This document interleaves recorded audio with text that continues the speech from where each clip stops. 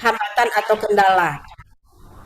Ya, baik. Mungkin saya mengingatkan kembali kepada hal yang ini ya, bahwa kesehatan jiwa itu yang lalu kita tetap mengenal untuk tiga ranah, yaitu sehat jiwa, risiko, dan gangguan jiwa.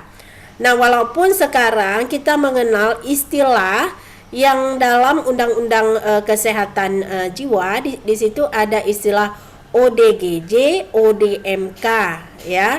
Dan bahkan sebenarnya Bapak Ibu mungkin sudah banyak terpapar dengan materi-materi tentang gangguan mental emosional. Silakan, tidak apa-apa, itu merupakan wahana pembelajaran yang sangat baik untuk kita masukkan ya di dalam konsep keswa kita. Nah, kalau ini mungkin semua sudah tahu. Saya hanya mengingatkan kembali, ini adalah kondisi sehat jiwa ya, di mana kita bisa hidup harmonis dengan siapa saja tanpa kita harus mengalami masalah ya, karena semua orang kan tidak mungkin tidak mempunyai kekurangan atau kelebihan. Kita dapat menerima kelebihan dan kekurangan orang lain, tetap menjaga komunikasi. Nah, itu adalah ciri sehat jiwa. Mudah-mudahan di sini sehat jiwa semua kita ya. Belum ada ya yang terpapar atau istilahnya karena udah lama ngurusin pasien gangguan, ada yang sudah ditularkan gitu, belum kan? Ya, ini karena di unmute mereka nggak bisa interaktif, Pak. Nggak bisa apa namanya memberikan respon ya. Eh, jika mereka tidak ada masuknya suara-suara yang sampingan, kayaknya boleh di unmute saja, jangan di mute sehingga bisa interaktif ya. Baik. Jadi ini untuk kesehatan jiwa ya. Jadi dibutuhkan sesuatu yang dibutuhkan.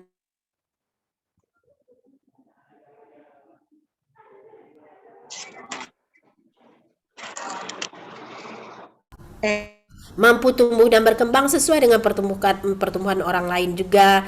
Mengatasi stres ya, apalagi di masa pandemi Covid cukup banyak stresor ya. Dua kali lipat dibandingkan masa sebelum pandemi Covid. Semua terbatas, semua harus ikut rambu-rambu ya. Artinya banyak sekali yang harus kita patuhi ya. Itu tentunya merupakan stresor tersendiri bagi kita ya. Kemudian yang sehat jiwa itu adalah yang bertanggung jawab, persepsinya realistik, dan menghargai perasaan dan sikap orang lain, serta mampu menyesuaikan diri.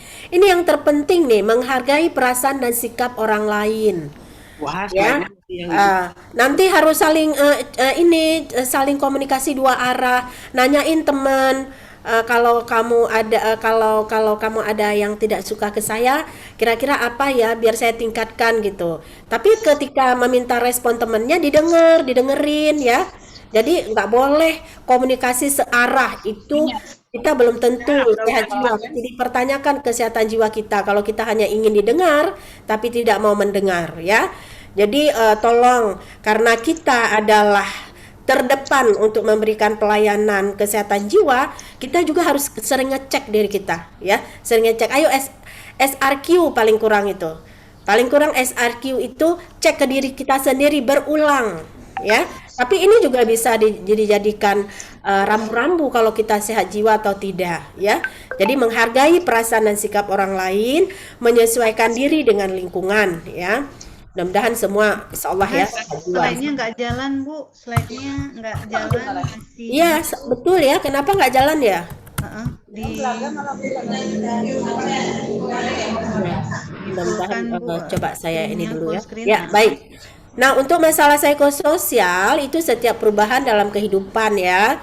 Jadi saat seperti sekarang ini sangat banyak ini masalah psikososial di masa pandemi Covid. Ya kan? Nah, ini sangat banyak. Jadi, mudah-mudahan kita nanti bisa sama-sama menghadapinya dengan positif ya. Nah, apa ciri-ciri masalah psikososial? Ini kita ulang lagi, mengingat kembali ya. Mereka yang cemas ya, mudah tersinggung ya. Tersinggung boleh, tapi jangan setelah itu kita keep tidak mau berkomunikasi, itu nggak boleh ya. Sulit konsentrasi, ragu-ragu, merasa rendah diri, kecewa, pemarah dan agresif ya. Jadi jangan bangga jadi pemarah, ternyata itu mengalami masalah psikososial. Dan juga di reaksi fisik ya, seperti jantung berdebar ya, otot tegang, sakit kepala, tidurnya juga terganggu, nafsu makan berkurang. Nah, itu adalah ciri-ciri psikososial. Nah, untuk gangguan jiwa itu sudah ditandai dengan hambatan di dalam peran sosial ya, dan ini merupakan ciri-ciri daripada gangguan jiwa, dan ini selalu Bapak Ibu temui ketika merawat pasien di tempat Bapak Ibu berada ya. Mas, maaf slide-nya Ibu masih komunikasi dalam pelayanan. Oh, kenapa ya? Kok di saya sebentar maaf. Berarti saya stop screen dulu ya. Stop share dulu Bu, Kok di share tempat ulang. saya ini pula yang muncul. Masih belum berubah Bu. Salah memilih slide, Bu. Salah loncat slide dan tenang. Nah, ini dia. Ini udah pasti udah pas. Yang di-share lain, yang dibaca lain. sorry, maaf. Nah, ini baru pas. Sudah ya? Nah, betul. Oh, berarti yang tadi nggak usah kita Full ulang screen lagi saja ya. Bu, full screen saja Bu. Kenapa? Full screen. Di slideshow, Bu. Ya, slideshow ya, sebentar. Udah ya. Nah, ini aja saya ulang di sini ya. Marah tanpa sebab ya, mengamuk, mengurung diri, tidak mengenali orang lain, bicara kacau ya, bicara dan tertawa sendiri, dan tidak mampu merawat diri. Ini merupakan tanda-tanda daripada gangguan jiwa, dan selalu Bapak Ibu temui ketika merawat pasien di layanan dasar ya. Demikian juga bagi teman-teman mungkin yang saat ini dari RSJ yang ada bergabung, ini juga yang sering ditemukan. Mudah-mudahan kita belum menular ya. Masih sehat kan? Menular itu COVID, itu bukan gangguan jiwa ya. Nah, ini adalah rentang sehat sakit. Bisa kita cek di kesehatan jiwa kita sendiri. Di samping tadi kita bisa mengecek pakai SRQ, juga bisa kita lihat dari rentang respon sehat jiwa ya. Di mana kita berada. Kalau memang sehat jiwa, alhamdulillah. Kalau sudah masalah psikososial, ayo cepat-cepat move. Tapi kalau sudah dia mengalami gangguan jiwa, nah itu perlu pengobatan yang intensif tentunya. Nah, karakteristik keperawatan kesehatan jiwa masyarakat adalah sorry ya, ini kok udah lari lagi padahal udah diedit tadi. Ya, karakteristik keperawatan kesehatan jiwa masyarakat, dia bersifat komprehensif, holistik, terus-menerus, dan paripurna. Suaranya nggak kedengaran, Bu. Loh, suaranya nggak kedengaran, ini udah besar suara saya. Dengar Bu, Masih dengar. masih kecil? Dengar Bu, kuat Bu. Kuat ya, ya. Nah, fokus pada masyarakat sehat jiwa, rentan stres atau risiko dan gangguan jiwa. Jadi, kalau perawat jiwa itu tidak hanya merawat yang sakit, tetapi yang sehat, yang mengalami risiko, dan juga yang sakit ya. Nah, sekali lagi saya minta maaf ya, ini sudah saya edit mungkin karena waktu disimpan tadi kurang tersave ya. Nah, pelayanan keperawatan itu juga bersifat biologi, psikologi, sosial, kultural, dan spiritual. Ini yang kita sebut holistik. Jadi tidak hanya urusan jiwa yang diurus, tetapi juga seluruhnya ya, yang terkait dengan kesehatan pasien. Nah, mungkin nanti di sesi tanya jawab aja kalau ada yang belum ini ya, saya agak cepatkan karena ini review ya. Pelayanan keperawatan itu dilakukan secara terus-menerus, continue of care. Makanya kenapa perawat jiwa ketika datang home visit ke rumah masyarakat itu harusnya bawa statusnya pasien ya. Yang di mana? Yang di puskesmas. Ngapain Bu Has? Apa yang dilakukan ketika home visit itu dituliskan. Ya, dituliskan untuk dokumentasi keperawatannya di status. Pulang dari rumah pasien, masuk balik itu status ke puskesmas tempat kartu itu berada. Sehingga nanti ketika kondisi pasien itu sudah mandiri atau minimal care, dia kan sudah melakukan kunjungan sendiri ke puskesmas. Catatan keperawatannya itu berkelanjutan. Jadi nggak ada itu perawat CMHN datang ke rumah masyarakat cuma bawa badan atau bawa kertas selembar setelah itu hilang. Tidak akan terjadi continuity of care kalau kita itu tidak ada berkelanjutan di dalam memberikan asuhan keperawatan. Salah satu cara supaya itu berkelanjutan adalah dengan kita mempelajari dokumennya. Mempelajari dokumen dari catatan yang kita gunakan ketika kita memberikan asuhan keperawatan. Nah, continue of care itu dari kondisi sehat sampai sakit dan sebaliknya. Kan mereka berfluktuasi. Sekarang sehat, besok bisa jadi risiko dan ke depan sakit lagi. Dari sakit berobat, sehat lagi, ya kan? Kemudian di rumah atau di rumah sakit di mana saja berada. Karena motonya di keperawatan jiwa, di mana ada kehidupan di situ ada asuhan keperawatan jiwa, ya. Dari dalam kandungan sampai lanjut usia. Tolong suaranya di mute dulu ya. Nanti kalau ingin bertanya boleh menyampaikan pertanyaan ya. Nah, kemudian pelayanan keperawatan paripurna, apa itu? Yang lengkap jenjang pelayanannya ya, dari kesehatan jiwa spesialistik yang ada di rumah sakit jiwa, pelayanan kesehatan jiwa integratif, dan pelayanan kesehatan jiwa yang bersumber daya masyarakat. Teman-teman, banggalah menjadi orang Aceh karena pelayanan keperawatan yang paripurna itu yang lengkap jenjangnya itu ada di Aceh. Ya. Makanya apa yang udah kita punyai aset itu dipelihara. Dinas Kesehatan dari tahun 2005 sudah berbuat banyak untuk membentuk pelayanan keperawatan jiwa di tingkat masyarakat. Ya, mulai dari pelayanan yang sangat mendasar di rumah masyarakat, ya, kemudian di tingkat puskesmas, kemudian di tingkat praktik dokter, kemudian di tingkat rumah sakit umum. Kan sudah membuka kan 11 rumah sakit umum kita sudah membuka layanan akut care. Ya, ada 11 kabupaten yang lalu yang sudah membuka. Nah, diharapkan itu aset jangan dibubarkan gitu ya. Kalau perlu ditambah. Kalau sekarang 11, ayo mimpi di tahun 2025 itu bisa lebih, bisa semua kabupaten itu sudah punya akut care. Bukan sebaliknya dibubarkan. Karena keistimewaan Aceh di situ, ya. Kemudian juga yang spesialistik itu ada di rumah sakit jiwa, ya. Di sana ada layanan untuk teman-teman yang membutuhkan pelayanan spesialistik dari psikiater, ya, dari perawat spesialis, dari psikolog, dari teman-teman perawat umum dan sebagainya. Semua lengkap jenjangnya di situ. Semua lengkap tersedia di RSJ. Nah, ini yang dikatakan paling lengkap. Dan saya bilang, Aceh yang punya ini sampai saat ini. Apa tidak ada di provinsi lain? Ada. Jawa Timur itu juga termasuk yang berkembangnya pesat. Namun tidak selengkap di tempat kita dan tidak sebanyak kuantitasnya, jumlahnya di tempat kita itu jalan. Ya. Mungkin terima kasih kepada teman-teman dinas yang terus sampai hari ini mengembangkan Keswamas. Kita berpartner dari tahun 2005, alhamdulillah, dan terus bisa bergandengan tangan untuk saat ini dan ke depan tentunya, ya. Jadi ini dia pelayanannya. Pertama adalah pelayanan di rumah masyarakat. Individu yang sakit dirawat ke rumah sakit jiwa. Kapasitas tempat tidur kami tidak lebih dari 330. Jadi nggak bisa nerima pasien itu lebih dari 500. Nanti tidurnya tidak hanya di bawah bed, mungkin sampai ke halaman. Makanya dirawat dulu oleh siapa? Oleh keluarga. Makanya perawat itu kan sudah dibekali. Dokter GP juga sudah dibekali bagaimana merawat di rumah. Ya, jadi ada asuhan keperawatan, ada tindakan untuk individu, ada untuk keluarga. GP Plus juga demikian.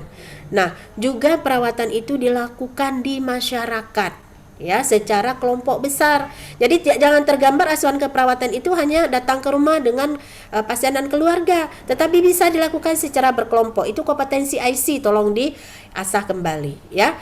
Kemudian jika di sini sudah tidak mampu, baru dirujuk ke puskesmas. Dari puskesmas juga ada masalah tidak bisa ditangani, ke RSU. Demikian jenjangnya. Dari RSU baru ke RSJ. Inilah yang dikatakan bahwa pelayanan keperawatan kita itu lengkap jenjang pelayanannya. Jadi konsep keperawatan kesehatan jiwa masyarakat itu diaplikasikan dalam pelayanan keperawatan kepada siapa? Anggota masyarakat yang sehat jiwa, yang mengalami gangguan, ya, dan juga yang untuk dirujuk segera. Jadi yang sehat jiwa jangan ditinggalin, teman-teman. Coba sekarang kalau kita lakukan home visit ini ke rumah, apakah masih ada askep sehat itu dilaksanakan? Ada nggak dokumennya di puskesmas? Kalau misalnya nih teman-teman di Aceh Besar misalnya, Banda Aceh misalnya, PD dan sebagainya, ketika kami datang melihat atau dari dinas melakukan supervisi, bisa nggak dilihat askep sehat itu berjalan? Dari mana buktinya? Berjalankah penkes keluarga? Berjalankah komunikasi terapeutik secara kelompok? Nah itu, dan itu dokumentasinya dulu sangat cantik manis, terdokumentasi dengan baik. Jika ada penkes kelompok, jelas ada dokumentasinya. Pada tanggal sekian di desa ini dihadiri 50 orang dengan lengkap tanda tangan, ya, dilakukan penyuluhan tentang stimulasi perkembangan psikososial bayi, simulasi perkembangan psikososial remaja, itu jelas. Tapi mudah-mudahan sekarang saya yakin teman-teman masih bergiat untuk itu. Kalaupun kendur nggak apa-apa, hari ini dikencangkan lagi tali pinggangnya dikencangkan lagi supaya kita bisa segera berbuat kembali. Biasa itu mati suri atau tidur sejenak karena jenuh dan kecapean, tapi setelah ini ayo kencangkan kembali ya, demi pelayanan yang terbaik untuk pasien. Nah, ini dia pelayanan keperawatan yang komprehensif ya. Adalah pelayanan keperawatan itu mencakup pencegahan primer, sekunder, dan tersier. Kalau primer udah jelas ya, peningkatan kesehatan dan pencegahan terjadinya gangguan jiwa. Jadi perawat jiwa itu tidak hanya merawat yang aja karena kamu jalan-jalan. Kemudian kalau yang sekunder adalah kepada mereka yang sudah terdeteksi ya, terdeteksi sakit ya, itu diberikan asuhan keperawatan. Pencegahan tersier itu adalah peningkatan fungsi dan sosialisasi serta pencegahan kekambuhan ya, mengurangi kecacatan ketidakmampuan akibat gangguan jiwa. Ini yang baru hangat kita bahas di dalam penguatan rehabilitasi dan TAK. Jadi rehab itu adalah bentuk tindakan tersier di masyarakat. Mudah-mudahan sudah punya POA masing-masing ya setelah penguatan rehab kemarin untuk bergegas melaksanakan kegiatan rehab di wilayah masing-masing ya. Kenapa lagi nih? Dah baik. Nah, ini yang saya sampaikan tadi ya. Ini dia untuk pencegahan primer, targetnya kelompok sehat. Mulai hari ini ayo buatkan rencananya. Kapan akan memberikan penyuluhan sehat di keluarga A, keluarga B, keluarga C, atau secara kelompok untuk stimulasi bayi, toddler, kemudian sekolah, remaja, dewasa dini, dewasa lanjut, dan lanjut usia, atau pencegahan stigma dan sebagainya untuk topik terserah. Nah, ini dia untuk aktivitasnya ya, bisa penkes, program stimulasi perkembangan, program sosialisasi, manajemen stres. Manajemen stres ini bagus sekali sekarang dilakukan karena kita rata-rata memang lagi stres menghadapi COVID-19. Ya, mungkin dalam waktu yang dekat saya dengan tim dari Poltekkes Aceh juga akan turun ke Banda Aceh untuk 10 desa siaga sehat jiwa untuk melakukan manajemen stres terkait COVID-19 ya. Karena itu bagian dari pengabdian kepada masyarakat yang juga kami bekerja sama dengan Dinkes, cuma belum sempat saya rancangkan secara finish ya, tapi dalam waktu dekat ini ya, sekitar Juli kami juga akan turun ke Bandaraya ya, di bawah Puskesmas Bandaraya untuk melakukan manajemen stres di 10 desa siaga sehat jiwa. Mudah-mudahan bisa kita ketemu lagi dengan teman-teman dari Bandaraya. Ya, program dukungan sosial, program pencegahan penyalahgunaan obat, dan program pencegahan bunuh diri. Ini adalah bentuk pencegahan primer. Untuk pencegahan sekunder, itu kepada mereka yang sudah berisiko dan juga yang sudah ada tanda-tanda masalah psikososial dan gangguan jiwa. Nah, ini aktivitasnya menemukan kasus sedini mungkin. Ini kalau kita mau melakukan deteksi dini, teman-teman kan sudah pernah dilatih ya deteksi dini di pelayanan dasar. Silakan. Ini kegiatannya untuk pencegahan sekunder. Jadi deteksi dini, melakukan screening dan langkah-langkah lanjut, kemudian penanganan kasus bunuh diri jika sudah ditemui. Jadi kasus bunuh diri itu memang kita anggap ini ya, tapi suatu hal yang sangat serius ini tentunya. Ya, jadi tapi kalau misalnya teman-teman nanti men-screeningnya menggunakan SRQ itu akan nampak jika ada apakah Anda mempunyai rencana bunuh diri. Bayangkan dari 100 yang kami screening ketika ada masuk mahasiswa baru di Poltekkes Kemenkes Aceh, saya nemukan 2. Jawabannya ya. Artinya apa? Memang dia dalam berisiko bunuh diri. Nah, jika ini ada di masyarakat jangan dilepas. Segera didatangi home visit. Kemudian segera cegah, jangan sampai sudah bunuh diri dulu baru kita datang. Itu nggak ada fungsi kita perawat jiwa ya. Dan ini sudah dibekalin loh di BC ya untuk askep bunuh diri. Nah, ini untuk pencegahan tersier ya, yang mengalami gangguan jiwa tapi tahap pemulihan. Yang tadi saya sampaikan ada kegiatan rehab. Nah, untuk proses keperawatan kesehatan jiwa tentu kita tetap yang namanya perawat, ini dia senjatanya, alatnya. Langkah dari proses keperawatan ini tetap harus dilakukan ya, mulai mengkaji, mendiagnosa, perencanaan, evaluasi, tindakan dan ini. Nah, ini untuk diagnosa keperawatan untuk basic CMHN, teman-teman. Ini adalah kompetensi kita. Mas, mohon maaf untuk waktu materi yang pertama ini 8 menit lagi ya, Bu. Berapa lagi Bu Tina? 8 menit lagi. Baik, selesai. Slide-nya nggak banyak lagi nih. Ya, diagnosa keperawatan ada untuk target anak remaja, ada untuk dewasa dan ada lansia. Nah, untuk anak risiko perilaku kekerasan, risiko bunuh diri dan ketidakberdayaan. Mungkin kalau dulu di tahun 2005 kita belajar anak depresi dan anak perilaku kekerasan ya. Nah, ini sekarang ini ya. Untuk dewasa 1 2 3 4 5 6 7. 7 askep ini wajib tahu. Di rumah sakit jiwa pun ini kompetensi. Ya. Kompetensi yang harus dikuasai oleh perawat jiwa. Jangan sebut dirimu perawat jiwa kalau nggak tahu asuhan keperawatan yang 7 ini. Malu terhadap diri sendiri. Setelah ini buka buku kalau memang ini belum lupa atau sudah terlupakan ya, atau yang belum pernah tahu, wajib tahu yang ini. Baru sebut diri kita perawat jiwa. Kalau sertifikat mudah didapat. Hari ini ya ikut Zoom juga, cuma buka ini kemudian tidak ikut dapat sertifikat, tapi pertanggungjawaban moral kepada Allah ya. Seorang perawat jiwa ngapain aja ke rumah masyarakat. Harus mampu untuk melakukan ini. Kemudian lansia. Untuk lansia, gangguan proses pikir, risiko cedera, ketidakberdayaan, risiko bunuh diri dan gangguan pola tidur. Ini juga yang kami kembangkan di ruang lansia ya, di RSJ untuk diagnosa ini.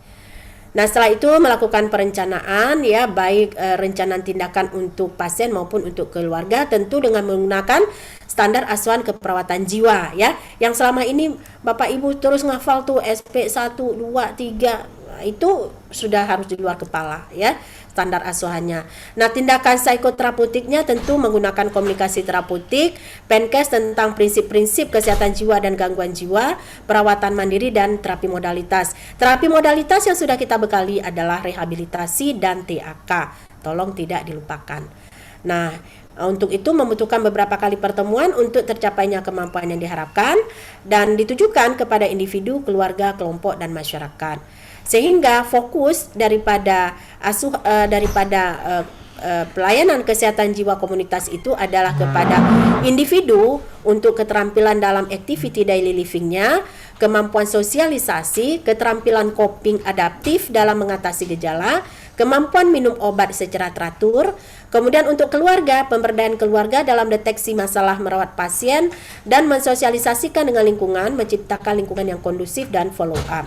Untuk kelompok, kegiatan kelompok dalam rangka sosialisasi agar pasien mampu beradaptasi dengan lingkungan. Serta untuk masyarakat, di mana peningkatan kesadaran masyarakat tentang kesehatan jiwa dan gangguan jiwa, menggerakkan sumber-sumber yang ada di masyarakat dan dapat dimanfaatkan oleh pasien. Kalau sekarang ini kekuatannya di masyarakat, jangan tunggu ada dana dulu dari puskesmas. Sekarang ada dana desa yang bisa Bapak Ibu gunakan untuk home visit kader misalnya, ya, atau kegiatan apapun yang dilakukan di masyarakat. Silahkan bekerja sama dengan Pak Geci setempat, gunakan dana desa sehingga kegiatan Keswa tidak mati suri. Belajar sama teman-teman yang sudah maju beberapa langkah untuk tetap hidup kegiatan Keswa di lingkungannya. ya. Bisa di Aceh Utara, bisa di Aceh Besar, bisa di PD, ya, dan sebagainya. Yang sudah unggul dari kita belajar ke mereka. Nah, ini dia untuk tindakan keperawatannya, ya, bekerja sama dengan pasien dan tim kesehatan lain. Nah, ini untuk evaluasinya, ya. Jadi mampu melakukan aktivitas hidup sehari-hari, ya. Jadi udah tahu dia mandi sendiri, udah tahu pakai baju, udah tahu dia bagaimana untuk BAB, BAK, ya. Melakukan sosialisasi dengan orang lain dan lingkungan, ya. Melakukan cara-cara mengendalikan gejala yang dialami secara konstruktif dan minum obat secara teratur. Nah, ini untuk keluarga, ya. Keluarga itu mampu mengenal gejalanya, mampu mengambil keputusan, mampu merawat, mengidentifikasi perilaku yang membutuhkan konsultasi, dan mampu menggunakan sumber-sumber yang tersedia di masyarakat seperti tetangga, teman dekat, pelayanan kesehatan terdekat. Nah, itu saja untuk konsep kesehatan jiwa komunitas. Semoga apa yang kita review pagi ini bisa kembali menyegarkan ingatan Bapak Ibu untuk konsep kesehatan jiwa di komunitas. Terima kasih, saya kembalikan kepada moderator. Baik, Bu Hastia, makasih banyak untuk materi pertamanya. Jadi nanti mungkin setelah Ibu kan ada 3 materi nih ya Bu ya, mau dilanjutkan sekalian. Ada materi yang kedua, yaitu tentang komunikasi dalam pelayanan keperawatan jiwa, dan juga tentang aspek pada resiko perilaku kekerasan atau perilaku kekerasan. Nah, mungkin nanti kita sediakan waktu 15 menit setelah materi terakhir untuk proses tanya jawab. Mungkin banyak peserta yang ingin sharing pengalamannya. Bagaimana Bu Has, lanjutkan materi berikutnya, Bu? Boleh.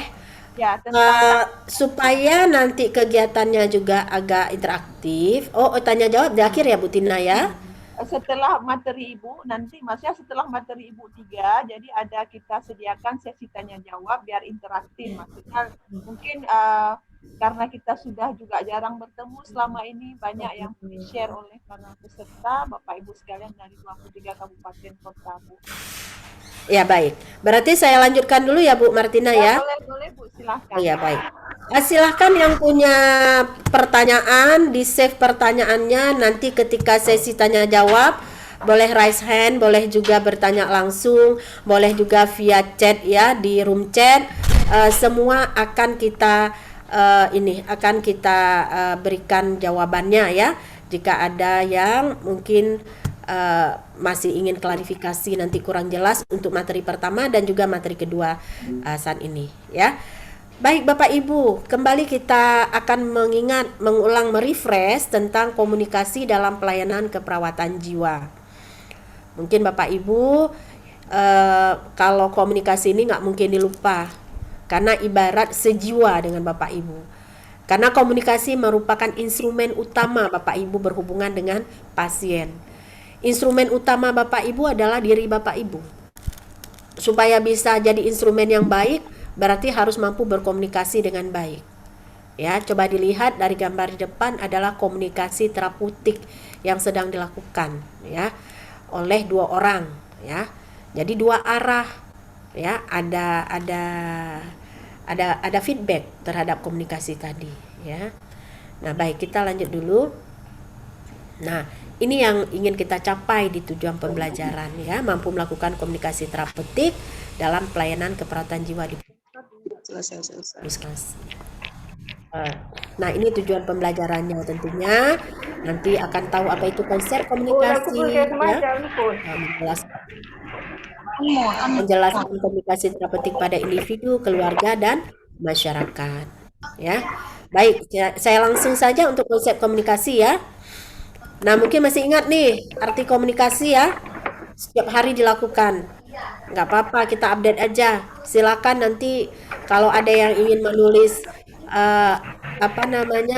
asuhan keperawatannya ya untuk naik pangkat dan sebagainya. Karena sekarang kalau di rumah sakit jiwa kan sudah dibiasakan itu. Ini bisa menjadi salah satu rujukannya ya. Pengertian komunikasi kita ambil dari Feidebeck juga, kemudian juga di sini juga diambil dari beberapa sumber ya terkait apa itu komunikasi. Nah, untuk sikap komunikasi, nah ini mau kapanpun kita pelajar itu juga masih ya. Jadi gerakan tubuh, jarak, ini sikap komunikasi. Ini memberikan makna, ya. Bagaimana kalau tersenyum, ya, kontak mata, membungkuk ke arah lawan bicara, tangan yang tidak dimasukkan ke kantong dan kaki tidak menyilang. Kalau tangan dimasukkan kantong gimana Bu Has, dan kaki menyilang? Sikap tertutup, tidak bersedia komunikasi. Contoh aja lagi pasien. Misalnya saya datang, Sur, boleh Bu Has mau bicara? Saya sakit hari ini Bu Has, nggak sempat bicara. Dia membelakangi kita. Itu tanda tidak mau berkomunikasi. Itu juga gerakan tubuh. Atau ketika kita menyampaikan sesuatu dia hanya diam, nggak usah maksa, ya, itu namanya menolak berkomunikasi, ya. Kemudian jarak, ini jarak juga diperhatikan. Beda dong jarak merawat pasien dalam kondisi akut dengan pasien yang dirawat di ruang intermediate, ya, akan beda kan.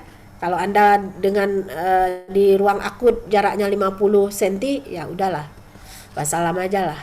Artinya kita ngasih badan, mencelakai diri sendiri, ya kan. Nah, jarak pribadi, nah, ini jarak konsultatif 275 sampai 360 cm. Jadi komunikasi terapeutik itu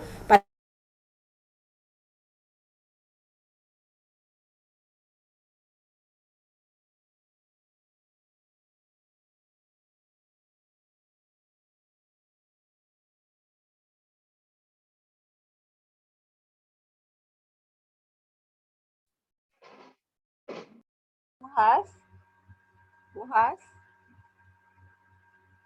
Suaranya hilang Bu Has. suaranya hilang. Kayaknya jaringan beliau ya.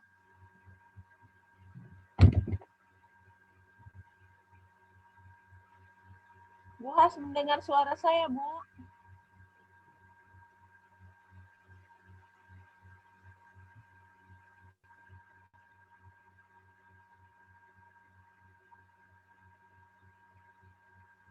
Bu Has hilang, kayaknya terkeluar ya.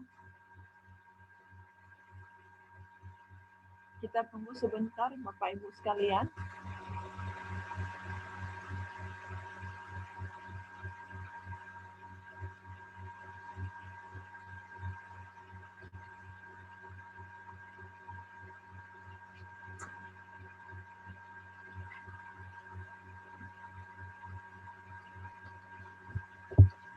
Coba saya hubungi Bu Hasniah dulu.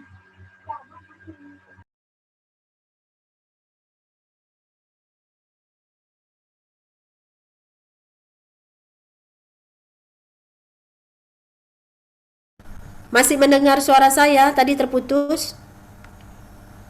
Sudah Bu, sudah terdengar. Masih Bu. Ya, ini masih PowerPoint-nya masih tayang ya Bu Tin? Nggak ada lagi. Tadi Ibu hilang Bu. Ois, baiklah. Berarti harus saya ulang ya. Saya ulang.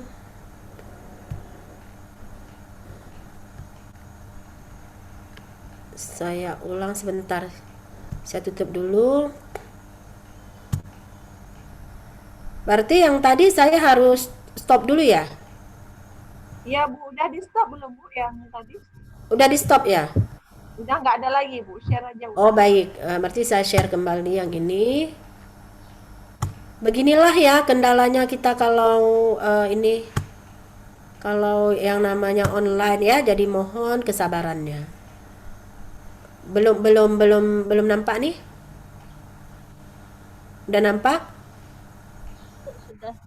Sudah Bu, lanjut. Udah, baik. Ya. Nah, sikap dalam berkomunikasi juga di volume ya, di volume dan nada suara ya. Volume dan nada suara itu dapat mempengaruhi penyampaian pesan itu ya. Untuk lansia coba dilihat volumenya, suaranya tinggi, nadanya rendah. Gak boleh membentak ya Bapak Ibu, karena lansia kita memang pendengarannya sudah kurang, penglihatannya juga sudah kurang. Tapi tolong sekali tidak membentak. Untuk pasien pelaku kekerasan, volume dan suaranya rendah tapi tegas. Ini contohnya nih, kalau di ruang akut, nggak mungkin kita bicara lembut. Boleh kita tinggi, ya, besar volumenya. Tapi suaranya rendah. Bukan kita istilahnya membentak, tapi tegas.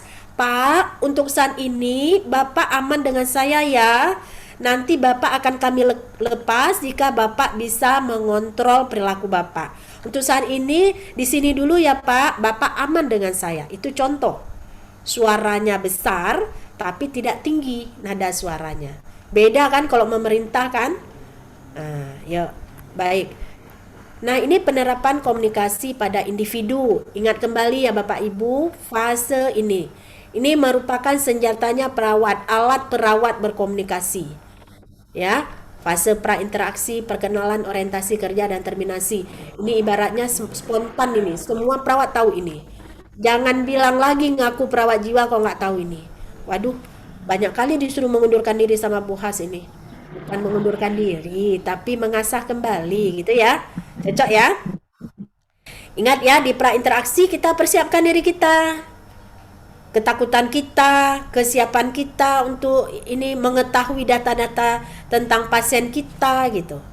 Jadi diri perawat dulu di prainteraksi, belum berhubungan, masih diri perawat dulu menyiapkan diri dengan baik.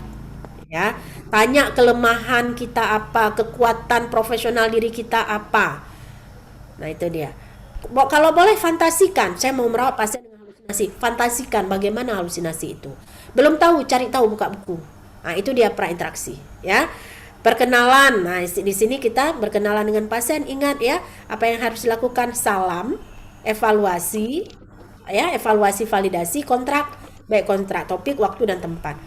Nah, di perkenalan dan orientasi ini biasa kita gabung nih, satu nih, ya. Kemudian fase kerja. Fase kerja di situ kita melakukan SOP. Ya, kalau kata perawat lainnya SOP, kata kita juga SOP. Standar operasional prosedur untuk tindakan itu. Apa SOP-nya untuk PK? Apa SOP-nya untuk pasien HDR? Apa SOP-nya untuk pasien isolasi sosial?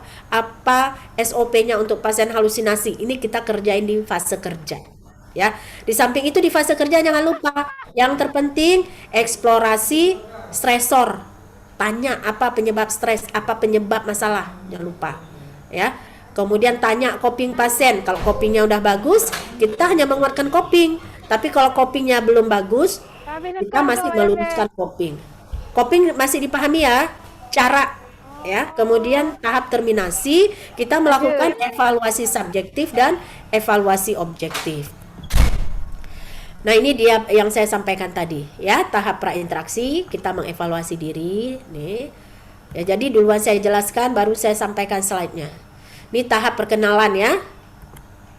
Nah, ini sebenarnya kalau Bapak Ibu kita punya waktu, silakan mengerjakan ini. Kalau hari ini nggak punya waktu karena waktunya sangat sedikit untuk satu materi, nggak apa-apa. Nanti slide ini kan dibagikan ke Bapak Ibu berlatih coba. Karena di sini ada kita berikan kasus, ya. Kasus untuk ini contoh satu aja. Untuk ya, berikutnya saya nggak baca kasus ini. Ini contoh ya. Nyonya Andika 18 tahun, pendidikan akhir tamat SMA, kemudian berkunjung ke puskesmas untuk pertama kali. Klin mengeluh akhir-akhir ini sering merasa tidak tenang. Kadang jantungnya berdebar cepat, nafas cepat, keluar keringat dingin dan sulit berkonsentrasi. Nah, masing-masing anggota kelompok secara bergantian melakukan komunikasi dengan klien pada tahap perkenalan. Nah, kalau kita lihat dari kasus, Bapak Ibu sudah kebayang ya, ini berarti kasus pasien dengan ansietas, kecemasan. Nah, berarti Bapak Ibu harus bekalin diri nih pengetahuannya untuk SP kecemasan. Bagaimana saya menghadapi seorang pasien dengan ansietas? Apa ya tanda dan gejala ansietas? Sudah tahu. Nah, saat itu terus masuk tahap perkenalan. Kemudian salah satu kelompok perwakilannya memperagakan di depan kelas. Ini kalau di pelatihan yang sesungguhnya ya, baru memberikan tanggapan dan masukan. Apa yang perlu dilakukan tanggapan dan masukan? Setiap kali komunikasi perhatikan apakah pola komunikasinya udah ngena. Artinya apa? Waktu di fase orientasi apakah sudah ada salam, evaluasi validasi dan kontrak. Di fase kerja apakah sudah sesuai SOP-nya? Di fase terminasi apakah sudah ada evaluasi subjektif dan objektif. Nah, ini tahap orientasi ya. Nah, nggak apa-apa, ini saya lewatkan aja. Nah, lihatkan fase kerja ya. Tahap kerja merupakan inti hubungan perawat pasien yang terkait erat dengan pelaksanaan rencana tindakan keperawatan yang akan dilaksanakan sesuai dengan tujuan yang dicapai. Jadi tahap kerja pada pertemuan pertama berisikan pengkajian ya. Ingat cara melakukan pengkajian sesuai dengan masalah, ya. Dan melatih satu cara mengatasi masalah. Kalau sudah nemu masalah, katakanlah masalahnya adalah misalnya halusinasi, maka dia akan melatih satu cara mengatasi masalah. Boleh nggak Bu Has 2 cara? Boleh, kalau kondisi pasien kondusif. 3 cara nggak salah.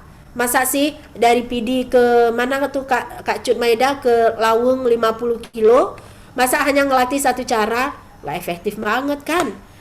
Perawatnya habis waktu, habis tenaga, ya, habis ongkos juga ya. Nah, jadi hanya melatih satu cara. Boleh lebih dari satu cara kalau pasiennya bisa menerima. Tapi kalau enggak, bisa jadi satu cara pun enggak dapat. Hanya membina hubungan saling percaya untuk sekali pertemuan. Ya, misalnya pada pasien isolasi sosial, nggak mau bicara, nggak mau membuka diri, nggak apa-apa, nggak jadi SP-nya, jangan paksakan. Nggak usah juga Pak perawat jadi stres gara-gara nggak bisa melakukan komunikasi. Ya. Pada pertemuan selanjutnya, tahap kerja merupakan tindakan perawat melatih kemampuan mengatasi masalah. Nah, di tahap terminasi ini yang kita lakukan. Ya, terbagi 2, ada terminasi sementara dan ada terminasi akhir. Ya, nah ini format strategi pelaksanaan ya atau SP ya. Fase orientasi ini yang harus ada. Fase kerja saya berikan kata kuncinya adalah SOP ya atau pelaksanaan strategi pelaksanaan komunikasi atau SP di fase kerja. Nah, di fase terminasi ingat kembali data evaluasi subjektif ya, nanyain perasaan pasien. Bagaimana kalau hari ini dari hasil pertemuan ini apa yang dirasakan ya. Evaluasi objektif jangan lupa terkait 2 hal. Kita mengevaluasi kognitif, itu kemampuan pasien menyerap apa yang kita berikan selama fase kerja tadi secara kognitif, secara ingatan, dan evaluasi objektif terkait psikomotor.